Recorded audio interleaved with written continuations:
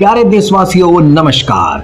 आज हम इतिहास के पठन पाठन के उद्देश्य और होली के त्योहार के संदर्भ में इतिहास से संदेश इस विषय को समझने की कोशिश करेंगे। इतिहास सीखने का एक माध्यम है। जब हम पहले की गई गलतियों को जानकर उन्हें आगे न करने की प्रेरणा पाते हैं, वह गौरवान्वित इतिहास से हम कुछ नया, कुछ अद्भुत करने के लिए प्रेरित होते हैं। जहां हमारे अतीत में महापुरुषों द्वारा किए गए अद्भुत कार्य हमें एक नए जोश से भर देते हैं, वहीं इतिहास के काले क्षणों से हम उन अध्यायों को न दोहराने की दिशा में भी सतर्क होते हैं। यही उद्देश्य है इतिहास के पठन पाठन का, इतिहास के लेखन का, इतिहास अन्वेषण का। और यदि हम अतीत में की गई गलतियों को पुनः दोहराते हैं तो इस बात में कोई संदेह नहीं कि हमें न तो इतिहास बोध ही है और न ही इतिहास के पठन पाठन के उद्देश्यों का ज्ञान। अब होली के त्योहार को ही लीजिए, हम इस त्योहार के पीछे के इतिहास को वर्तमान परिप्रेक्ष्य में हमारे लिए संदेश इस विषय पर समझने की कोशिश करेंगे। होली एक अद्भुत त्योहार है जिसके पीछे एक गहन प्रेरणा है, एक गहन संदेश है। लेकिन हम हर वर्ष धूमधाम से इस त्योहार को मनाते हुए इस त्योहार के मनाने के पीछे के इतिहास व इसके उद्देश्य दोनों को भूलते जा रहे हैं।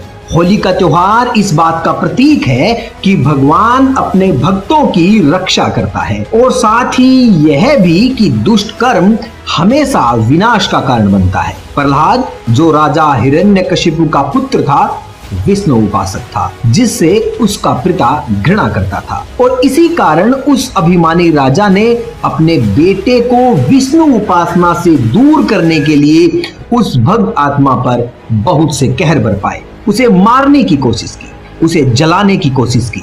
लेकिन भगवान ने उसकी पल पल पर रक्षा की। राजा को अपनी गलती सुधारने के लिए बहुत से अवसर दिए, लेकिन अभिमान के प्रभाव में उसने अपने ही बेटे को अग्नि में दहन करने की कोशिश की। लेकिन प्यारे देशवासियों, सत्य स्थिर होता है। यह बात प्रहलाद के जीवन से प्रमाणित करने के लिए, वे अपने भक्त की रक्षा करने के लिए हिरण्यकशिपु के पेट को फाड़कर भगवान में डाल दिया। अभिमान व ईर्ष्या ने हिरण्यकशिपु को इतना अंधा बना दिया कि उसे ध्यान ही नहीं रहा कि वो क्या जालिम कार्य कर रहा है। मतलब साफ है कि भगवान हमें अवसर देता है संभलने का, अपनी की गई गलती पर प्रायश्चित करने का, और फिर भी यदि हम अपनी आंखें नहीं खोलते तो इतिहास दोहराया जाता है।